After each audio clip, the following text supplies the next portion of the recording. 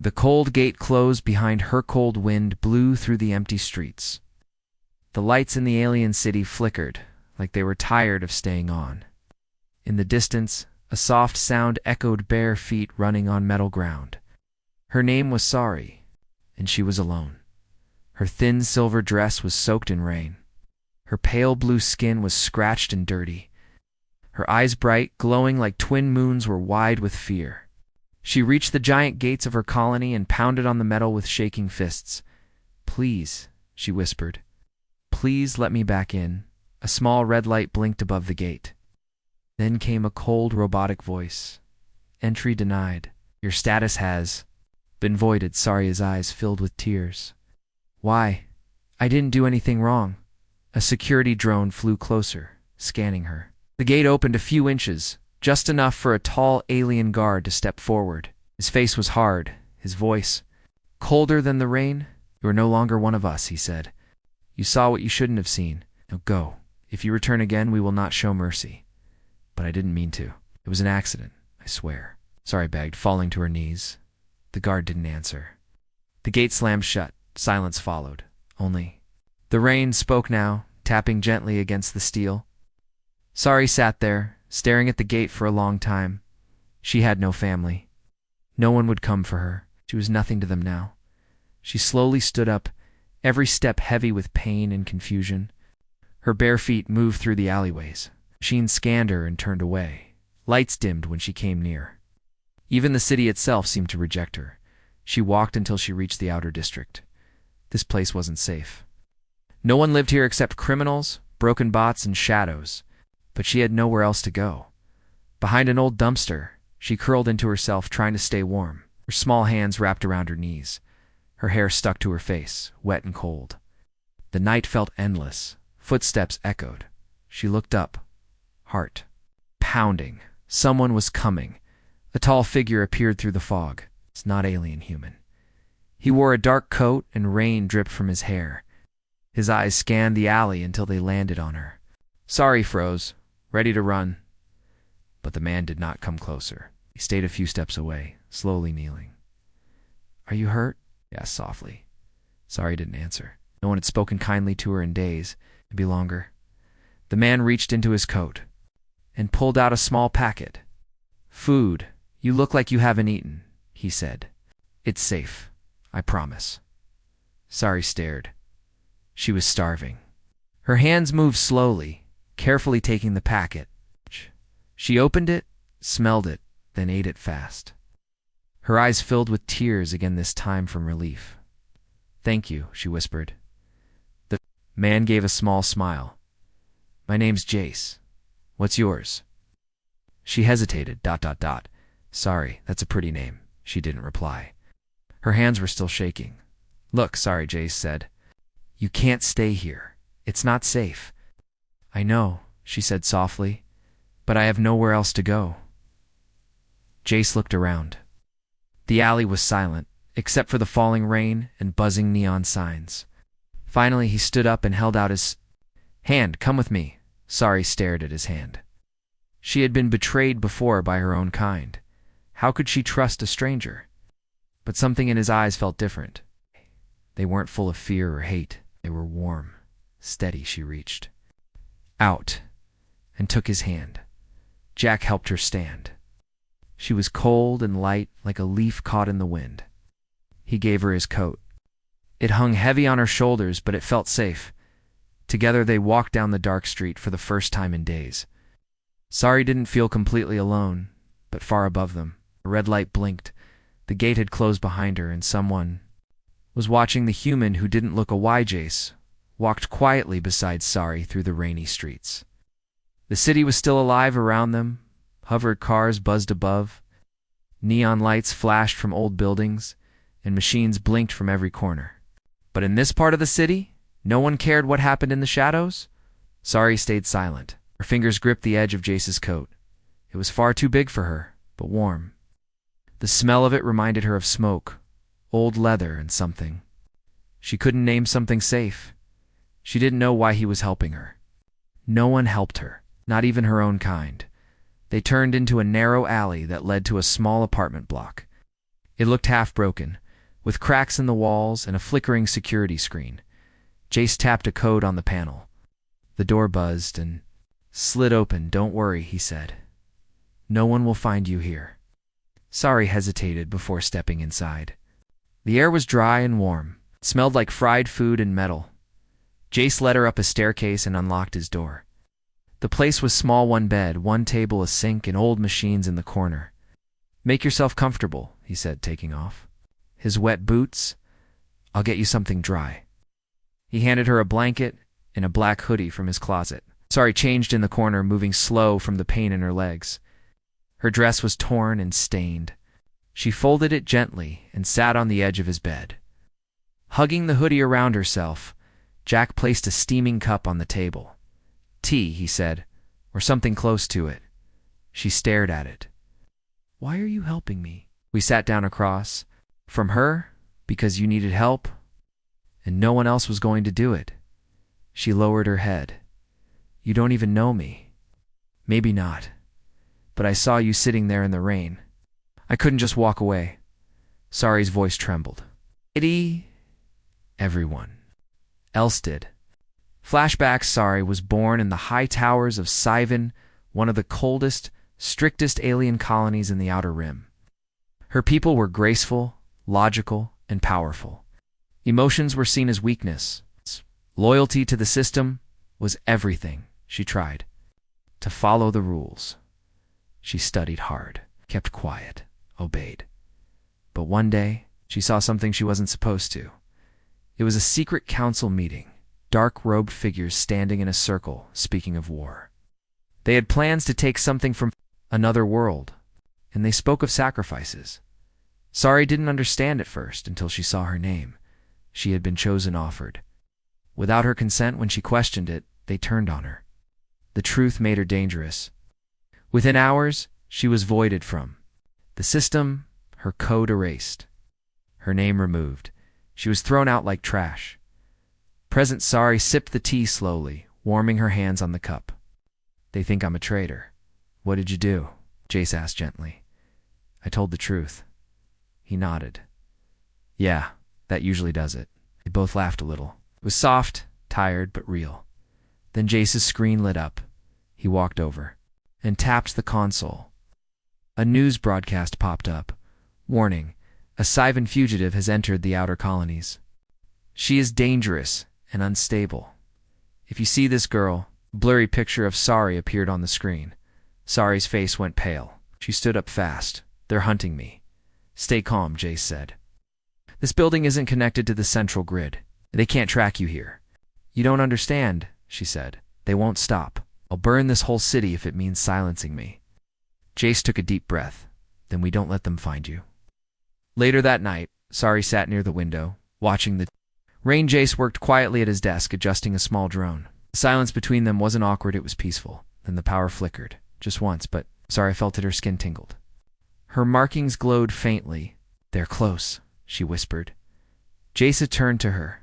Sari stood up and pressed her hand to the window. Across the street, a figure moved behind a wall, too fast for a normal person. "They sent trackers," she said. "They're here." Jace grabbed a small weapon from his drawer. "Can you fight?" "No," Sari said. "I can run." They both rushed to the back door. Jace handed her a backpack with supplies. "We'll move through the tunnels." They slipped out into the rainy night again. Two silent shadows dropped from the rooftop behind them. Meanwhile, across the stars deep in the council chambers of Sivan, a voice echoed in the dark. "Find the girl. Destroy the witness and anyone who helps her." Back in the city, Jace and Sari ran through a narrow tunnel under the street. Water dripped from the ceiling. Sari's breath came in short bursts. "Why are they so afraid of you?" Jace asked. She looked at him. "Because I carry something that doesn't belong to me," she said. "What is it?" "Proof." Suddenly, a wall exploded beside them, flames, and smoke filled the tunnel. They flew backward. Jace shielded Sari as pieces of metal rained down. Two figures stepped through the dust, tall, armored, and glowing with red lights. "Bounty hunters. Target located," one said. "Terminate the human." Sari screamed. "No." Jace raised his weapon. firing. The first shot hit the bounty hunter's shoulder, but it barely moved. The second one lunged, and then Sari screamed louder. But it wasn't fear. Her markings lit up like fire. The air around her cracked with energy. The bounty hunter stopped midair. His body shook, then was thrown backward like a toy. Jace stared at Sari. Her hands were glowing. Her eyes were blazing. Her body hovered an inch off the ground. Then she collapsed. He caught her before she hit the floor. They want her. Jace carried Sari in his arms as they moved deeper into the dark maintenance tunnels beneath the city. Her body was still.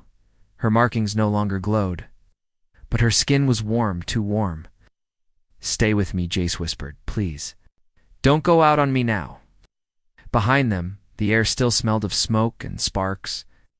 The bounty hunters weren't dead, just knocked back. They'd be coming again soon. And next time, they wouldn't be careless. He turned a corner, pushed open a maintenance hatch, and entered an old shelter room. Broken furniture, crates, and thick dust surrounded them. But it was safe for now. Jagal gently placed Sari on a blanket and grabbed water from his pack. He touched her forehead. Her breathing was shallow. Then her eyes opened. She flinched, her hands curled. I didn't mean to."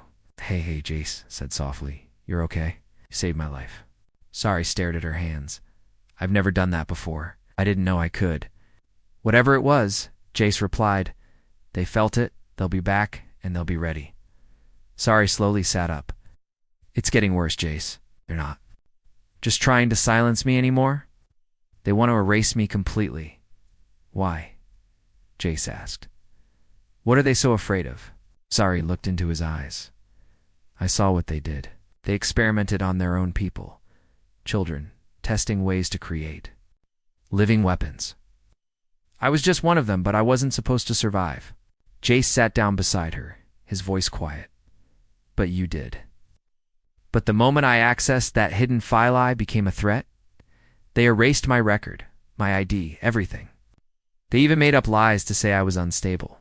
"What? That power you used?" he asked. "Not power," she said. "It's pain." In the shadows far above you, Bounty Hunter's broken armor blinked as it sent a pulse through a hidden network. An alien general received the signal. He leaned forward. In his chair, glaring at the image, she activated it. He hissed. "Initiate cleansing protocol.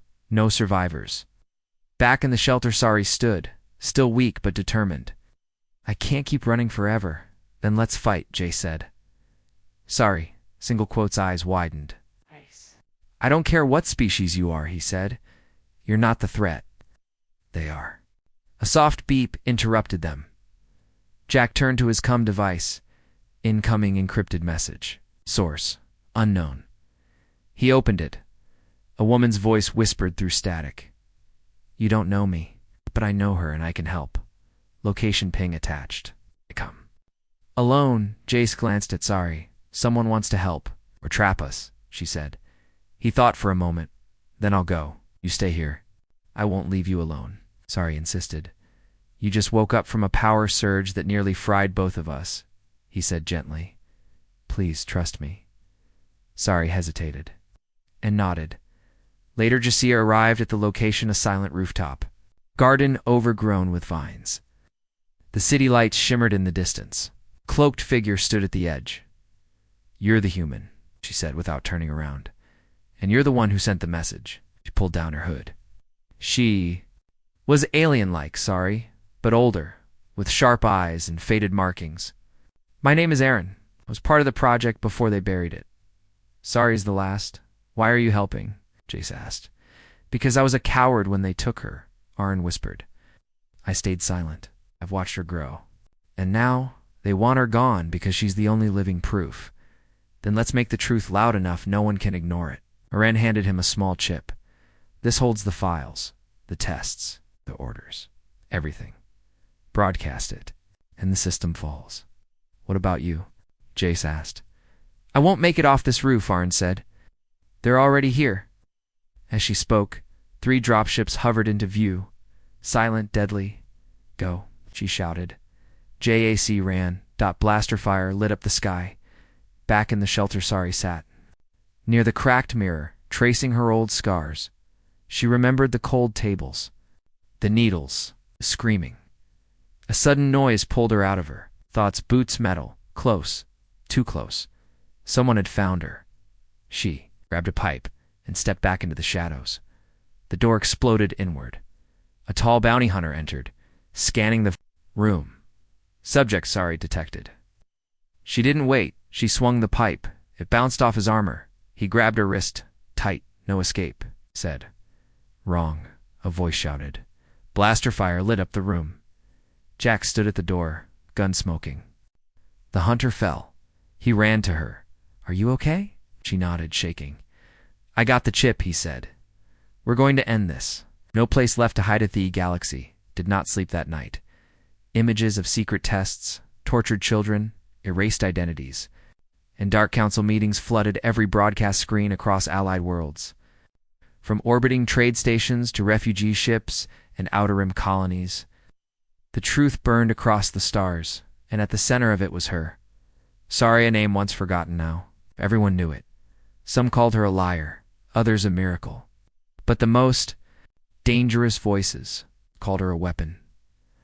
Far below in the city, in a storage room beneath a junkyard, Sari sat with Jace in silence. The chip had been sent. The truth was out. Their faces were out too. Do you think it was enough? She asked quietly, her arms wrapped around her knees. Jack looked through the cracked window. Above them, searchlights crossed the sky like hunting spears. It was more than enough, he said. And now, they'll come harder than ever. Loud explosion boomed in the distance. The ground trembled beneath them. The city was starting to fall apart. They won't stop until I'm dead, Sari whispered. Jace turned to her. Then we keep moving. We stay alive. Where? She asked, her voice barely a breath. We've used every alley, every shelter. No one wants to help a ghost girl who carries fire in her veins. We don't need help, Jace said. We need time. And I know someone who can buy us that. In a hidden rebel outpost, miles away, a group of human resistance fighters stood watching the broadcast at the center. An older man with a metal arm stared at the girl on screen. Find them. Protect the girl. She just lit a match in a room full of dry wood. Now we either fan the fire or let it burn us. Back in the city, Jace and Sari moved through the underground train tunnels, long-forgotten paths used before the war. Sari's steps were slower now. Her energy was unstable. She was changing again. What's happening to me? She asked, gripping her chest. It feels like something is breaking open inside me. We'll figure it out, Jace said. First we get to the edge of the city. There's an old cargo launch pad. We can use it to fly out. They'll be watching it. And we don't go through the sky, Jace said. Go through the dark. The launch pad was abandoned, but its power core still empty. Beneath it was a hidden access tunnel once used to move smuggled cargo. Now, it would be their escape path. Jack lowered her into the shaft first. She dropped down onto a steel walkway, lights flickering above. Jace followed right after, closing the panel behind them, but even before they could take 3 steps, an alarm blared. Unauthorized access detected. Scanning ... Run, Jace shouted. They bolted down the hallway as red lights flashed above the enemy new. From orbit, a black ship descended in it, a transport, not a bounty ship, but something worse, the Reclaimer. A craft made not to capture but to erase inside. A voice cold and ancient gave the order, she must not leave this city. Meanwhile, in the tunnel, Sari screamed, not from fear but pain. Her body collapsed against the wall. Her hands sparked with glowing energy, her skin shimmering in pulses. Jace, something's wrong. Jace held her close. Your power. It's not killing you, is it? No, she whispered. It's waking up. Suddenly the ground above exploded. Dust and fire poured into the tunnel. Figures dropped in black armor. Red eyes, no voices. Jace fired first, holding the line. Go, he shouted. Run. But Sari didn't run. Her body rose off the ground. Light poured from her eyes. Her voice changed, stronger, deeper. Enough. She raised her hand, and the air bent around her. The reclaimer soldiers were thrown like dolls into the walls. One disintegrated. Another screamed before vanishing. When the dust cleared, Sari dropped to the ground, breathing hard. Jace ran to her. What was that? I don't know, she whispered. But it's not just energy anymore. It's memory. From someone else. From the experiments. Later, at the edge of the city, reached the launch bay at dawn. The sky was pink, the towers smoking behind them. A small rebel ship waited, its engines humming low. A woman waved them over. We've been watching you. Get in. As Jace helped Sari into the ship, she turned back to look at the burning city. I don't want to run anymore, she said. We're not running, Jace replied. We're rising. The fire beneath her skinned rebel ship shook as it broke through the upper atmosphere. Fire danced along the edges of its wings, engines roaring against gravity. Inside the cabin, Jace sat beside Sari, watching her closely. Her body trembled. Her eyes were closed. Glowing lines ran across her arms like ancient circuits. Sorry, he whispered. Her eyelids flicked open. Golden light burned within them, no longer just fear or pain. Now something else had awakened. Something old. Something waiting. I saw something, she whispered. The light in the fire. What did you see? Jace asked. It wasn't a memory, Sari said slowly. It was a voice, calling me by a name I didn't recognize. What name? Her lips moved, unsure. Althene. Above the planeth reclaimer ship, hung in orbit like a dark moon. Its weapon cores powered up heat, designed to erase cities. Leave no trace, and silence truth forever. Targets escaping, the commander said coldly. Lock fire on their vector. This time, finish it. A massive beam began to charge. Silent, deadly. Unstoppable. Inside the rebel ship, the rebel pilot shouted from the cockpit, They've locked on us. An alarm screamed across the panels. Brace. For impact, the pilot yelled. But before the weapon could fire, something in Sari shifted. She stood up, light pulsing beneath her skin. I can feel them, she said. Feel who? Jace asked. Them, the ones above, the ones who made me. Her steps were slow, steady. She moved toward the back of the ship, toward the reactor core. Wait, what are you doing? The pilot shouted. But Sari didn't stop. She touched the core just barely, and the entire ship screamed with power. Lights surged, wires sparked. Side the beam that was meant to destroy them suddenly lost its charge, bent sideways into space, missing completely. What the hell just happened? Jace gasped. The pilot stared at the readings. She redirected a planetary-class beam with her bare hands. Later, in a hidden rebel base deep beneath the surface of a quiet moon, the ship landed in an ancient hangar lit with blue lights. This place was not human-built. The walls glowed with soft symbols. Technology older than anything Jace had seen. As Sari walked down the ramp, the walls responded, symbols lighting up one by one. Like they remembered her, an old rebel commander stepped forward. This place was found buried in rock 5 decades ago. We never unlocked its systems. But now, it opens for her. Why? Jace asked. The commander looked at Sari, because she is more than what they built. Inside the temple, Sari followed the light deeper into the chambers. Past stone walls, glowing crystals, and statues of creatures not seen in this galaxy. At the end of the path stood a giant metallic door. Without a word, she placed her palm on it. The door opened with a hum. Inside was a room filled with light, and, floating at its center, small glowing orb. Sari stepped forward when she touched. The light swallowed the room. Visions filled her mind, not of her world. It's not of Jace's, but of an ancient race. The Albion beings of light and thought. Once protectors of life, till war wiped them out. But not all. They hid pieces of their legacy. Inside, other small sparks placed and forgotten. Bloodlines. She wasn't just a failed weapon. She was a vessel. The fire beneath her skin wasn't from science. It was from a people older than stars.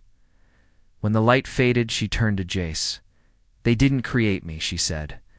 They unlocked me. Above the moon's reclaimer ship detected the energy spike. The commander snarled. She's accessed the core. Too late. Initiate planet burn. And the rebel bass alarms began to ring. A soldier ran in. They're powering their final weapon. It will wipe this moon clean. You can't stop that kind of blast, the commander said. Not without yes, Sari said. Can. Everyone turned to her. I can. She walked to the launch pad. Jace followed. Wait, what are you doing? I have their code inside me. I can connect with the reclaimer ship. From inside you'll be killed. I was already supposed to die, she whispered. Now I know who I am, and it's not someone who runs anymore. Jace stepped forward. Then I'm going with you. She looked at him. She looked in. For the first time since she had fallen from her people's grace, she smiled. The choice that changed everything. Reclaimer ship hung silent in orbit, its deadly core now dark. Once feared across systems, it now drifted like a ghost lifeless. Powerless dot inside the heart of the ship, Sari floated gently above the floor. Wrapped in light, JC stood below her, eyes wide. Round them, the armored guards who had once sworn to destroy her now lay unconscious or frozen in fear. The ship had answered her. The system had fallen quiet. But the silence held a question of choice. What happens now? Jace asked softly. Sari slowly lowered to the floor. Her feet touched metal, though the glow in her skin faded to a soft shimmer, like starlight resting under her surface. I choose who I become, she said. A voice spoke from the shadows, a familiar one. You've come far, little flame. From the far side of the chamber, a new figure stepped into the light. Not in armor, not with weapons, but with calm eyes and long robes. He was tall, pale, like Sari, but older. His markings were faded with time, and his presence made the walls. Who are you? Jace asked. One of the last keepers of the Althene memory, the man said. My name is Kalen. I've watched you from a distance, child. Sari narrowed her eyes. Why didn't you help me? Because you had to make the journey on your own, Kalen said. Only then could the fire inside you awaken fully. Now it burns bright, and your choice will echo through the stars. What choice? She asked. Cael and raised his hand. A hologram appeared. 2 futures in the first Sari led an army, her light used as a weapon. The systems that hurt her were broken. But so was peace. In the second Sari stood before both human and alien leaders, her voice uniting them. Justice, not revenge. A fragile but real chance at peace. This ship is still linked to the war command, Kalen said. You can launch. It burned down every system that betrayed you, Jace asked. Or you can dismantle it. Shut it down. Share what's inside with the galaxy, not to destroy, but to warn, to teach, to rebuild. Sari stepped closer to the projection. Her hands trembled. They left me to die, she whispered. They erased me, called me a mistake. Yes, Kalen said. But now you decide whether you become their fear or something greater. Meanwhile, below on the rebel moon leaders gathered, watching the silent reclaimer ship in the sky. They didn't know if it would attack or protect. We gave her our trust, the old rebel commander said. Now we see if she gives us mercy. Back on the reclaimer, Sari closed her eyes. Memory swirled metal tables, screaming gates. Closing, Jace's hand reaching for her, the little food packet he had offered. Her first moment of warmth, she opened her eyes. I will not be their weapon. Kalen bowed his head, then speak the command. It will be done. Sari walked to the ship's heart, a swirling column of ancient Althene power. Blue! Gold energy danced in the core. She placed her hand on it. Command. Disengage all weapons. Unlock memory archives. Transmit truth to every open system. The core pulsed once, then silence, and then light. A wave of data spread through the stars files, recordings. Energy signatures, every dark truth buried by her people now visible to all on distant planets. Slaves were freed. In secret labs, scientists ran in council chambers. Leaders resigned. The galaxy shifted. Jay stepped beside her. You did it. She looked at him. No, we did it. The walls of the ship opened. Outside, stars blinked. The first time they looked beautiful to her. But deep in space, something stare-at-us signal activated. Ancient, hidden, far older than the reclaimer ship Selin turned sharply. No. What is it? Sari asked. Kellen's face was pale. When you accessed the ship's core, it woke something deeper. Not just Althene memory, but what ended the Althene. The lights flickered. A new transmission echoed, old and broken. We heard you. Vessel of flame. We are coming. Final scene of Part 6 on a lonely moon. A black rift opened in space. Not a ship, not a fleet, but something else. Something alive. Something ancient. And it had one purpose. Take back the fire. The forever she never believed in space had never been so silent. After Sari shut down the reclaimer and spread the truth across the stars, the galaxy stopped holding its breath. Hope sparked in broken systems. Chains loosened. Hidden names were whispered once again, but far beyond known space. Something else had awakened. It wasn't a fleet. It wasn't an empire. It was older, darker, hungrier. They called themselves the Nullborn beings who once hunted the light of the Althene, feeding on their fire until only ashes remained. Ow! With Sari's awakening, they had smelled the flame once more. On the rebel moon, Sari stood on the balcony of the ancient base. Wind brushed her silver hair. Beside her, Jace watched the star specifically, the one that had just turned black. That rift, Jace said. It's not closing. Sari nodded.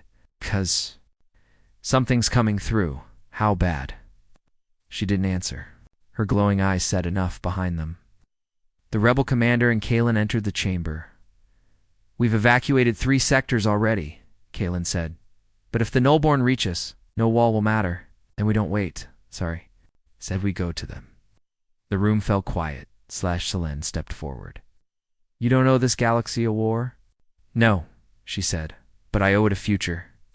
Hours later, aboard the reclaimer ship Sari stood in the core room again. Not to destroy. Not to escape, but to lead. The ship no longer served the dark councils. It answered only to her now.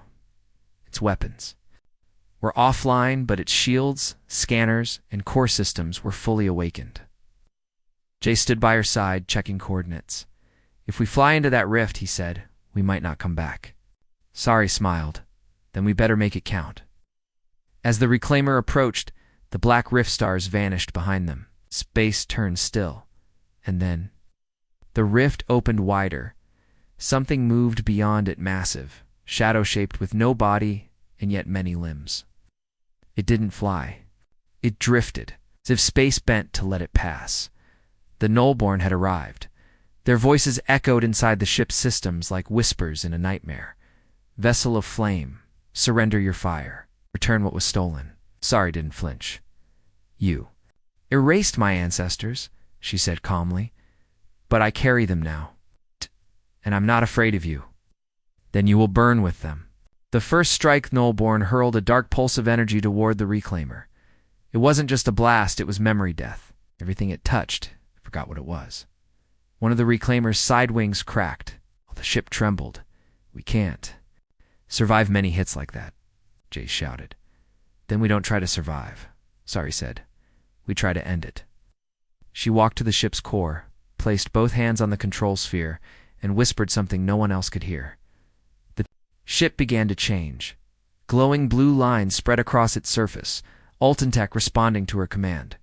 It didn't turn into a weapon. It turned into a beacon. On nearby rebel channels, every ship, every base, every outpost heard it.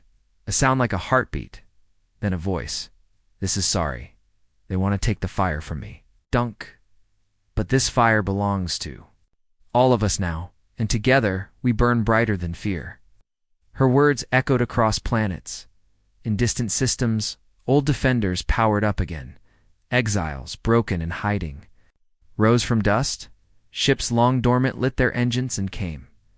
The final stanzas, the Nullborn circled the reclaimer, ready to consume it. A light pulsed through the rift. 1-2 dot. Dozens, hundreds, rebel ships, alien vessels, even exiled warriors from Sivan. She gave us the truth, a rebel captain said. Now we give her everything. The sky filled with color fire against darkness, the battle had begun. Inside the Reclaimer's Coruscari's skin now burned with golden light. Markings no longer flickered, they flowed. Alive, Jack looked at her with awe. You're not just a girl anymore. She touched his hand. I am still sorry. The girl no one wanted. The child they threw away. But you saw me. You gave me a name again. He smiled. You gave yourself the rest. The choices, Nullborn's core floating deep within the rift opened. Inside was a spark, a stolen piece of the first flame. Sorry. Knew what she had to do. If I go into that core, she said, I can end them, for good. But I might not return. Jace's hands tightened. I'm not letting you do this alone. You already saved me, she whispered. Now let me save all of us. They embraced, their foreheads touching. No words, just heartbeats. Then she turned and walked into the light.